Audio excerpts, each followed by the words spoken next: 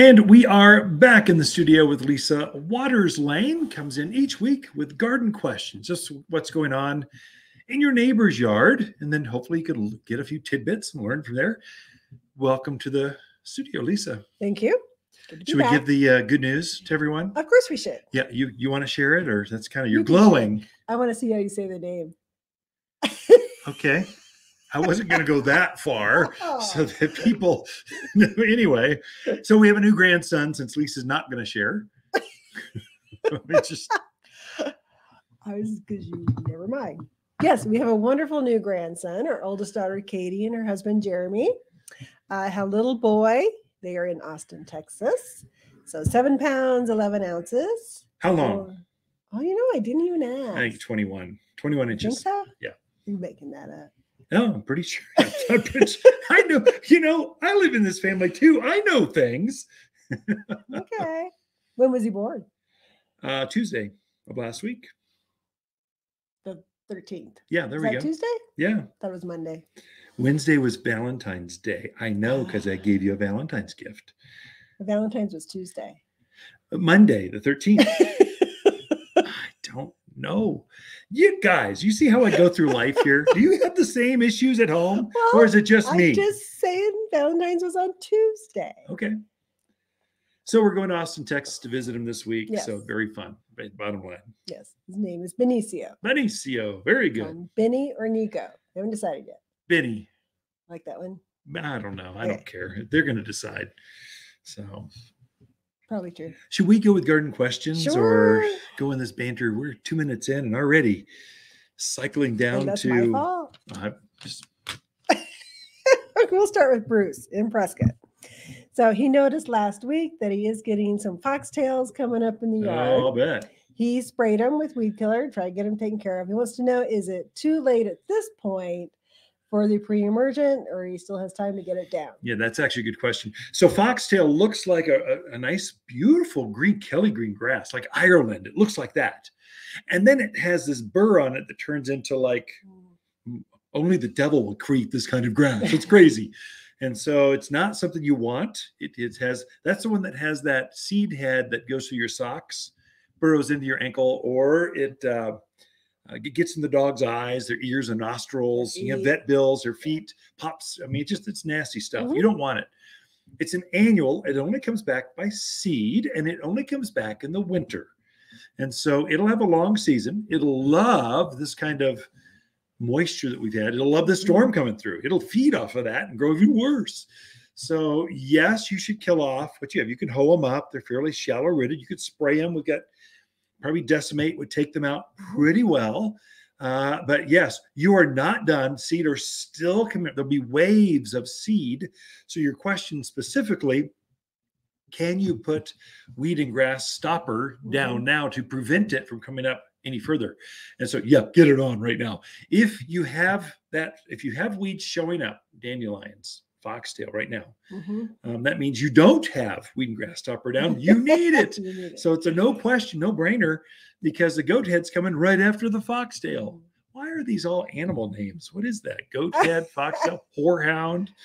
What is that? I never noticed that till right now. Think about that. I will. Okay. So there you go. Yes, you're okay to put it down now. Even though it's snowing, whatever, get that.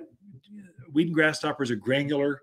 It releases it when it gets moisture. So if we have a storm like this, get out there in the snow and the rain, put it down, and as that moisture melts, it'll go down and give you a barrier, so seed cannot get established in your rock, down your driveway, down the fence line, wherever it happens to be showing up. Okay. Next question is from Sherry. She's out in Chino. She was pruning and cleaning up around her peach tree.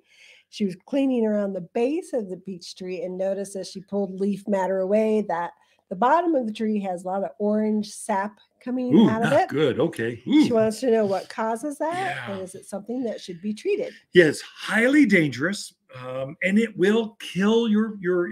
They like pitted fruits, so peaches, obviously. That's a what's that called? Borer. Peach borer, peach tree borer. That's it. They can get into cherries and get apricots. Plums, and they sort at the base. So my guess is you had peach tree borer last fall. Mhm. They started lay their eggs real low to the ground, and so it's a worm that hatches, comes out, burrows into the trunk, and then starts eating the wood underneath the bark. Mhm. The only way you know that is you'll see sap, Mhm. and so it's early.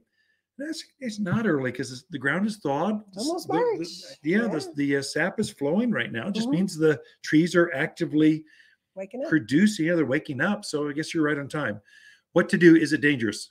Yes, it's critically dangerous. You want to get on this right away, or it will kill that tree. What happens?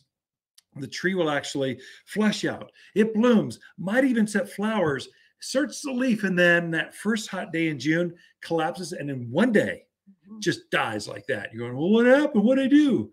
Well, it actually been eaten months before. This is the end. So you're catching it early. I would suggest to other folks that are tuned in, maybe check your pitted fruits as well, so that you don't see the same thing. But any kind of bubble, weeping, sapping, that is not normal. You do not want it. And what do you treat it with? So I would treat the where you see that bark weeping, I would dab full strength some sayonara. It's a liquid spray that we have. It kills bugs. And I would take, usually what I would do is pull that sap back, and then you'll see a hole, and take a paintbrush and try to dab it right smack dab on there. And then I would dilute it down to follow the directions, and I would spray the entire tree down with that. And so that way it'll penetrate into the wood underneath the bark, and where that worm is eating, it will kind of it just kills them. You want dead worms that are eating on your tree. That's what I would start with. If you don't get fruit, I would even go so far as to put, we've got a tree and shrub drench down that will actually taint the sap underneath. If it's really bad, you might even take pictures and bring it into us just so we can verify this rather than just one email. But this is critical. The tree will be lost unless you get on it. You can correct it. And then I would fertilize, because as it pushes that new ring of wood, it will, it'll repair itself. It can heal itself and get the pressure off of it. Okay. We cover it? We did. All right. Too much information. No, just enough. Okay. All right. Dave in Prescott has deodar cedars that have lost their color. They're kind of a pale green going to yellow. Yeah. Wants to know, should I just leave them until spring, see if they green up? Is there something I should be putting on them? Dave, it is spring. I mean, it's like 2 weeks away. Yes, you should be doing it. So yes, you should be doing something. So that just means it wasn't fertilized enough last fall. So fertilize next October. And the new year. If you fertilize those 2 times, you have the richest, thickest, most glorious evergreens in the neighborhood. If you don't do that, they'll have yellow. They call it winter chlorosis. The plant actually leaves. In fact, it can lose some needles. It'll drop needles and things. So winter chlorosis doesn't kill them. It just makes them not as healthy. And your growth this next spring will not be as dramatic. So folks that nurtured their evergreens will get more like, they'll get bluer, silvery blue on their juniper, on their spruce, on their pines, they'll get more growth on their deodar cedars, the Italian cypress. They'll be better. So you're off just a step, but fertilize now. And then I would do it again. So really, when you're fertilizing evergreens, here's how you do it. Fertilize Easter, so spring, 4th of July, that's summer. We're taking advantage of the monsoon. Halloween is the absolute fall feeding, the absolute most important feeding for anything, evergreens especially, and things that bloom in the spring, lilac, forsythia, quince, rhodies, azaleas, all that kind of stuff, camellias. And then for evergreens, fertilize at the new year. So again, Easter, 4th of July, Halloween, and New Year's. And I'll bet it won't be yellow next year. It'll green up faster this year. That'll just kind of be your go-to. That's how you fertilize things. So you're saying fertilize now. That'll be your Easter feeding. Yeah. Even though it's not Easter. Yeah, get you close. Yeah. Okay. Get you close. Ken and Lisa Lane, the Mountain Gardeners, will be right back right after this.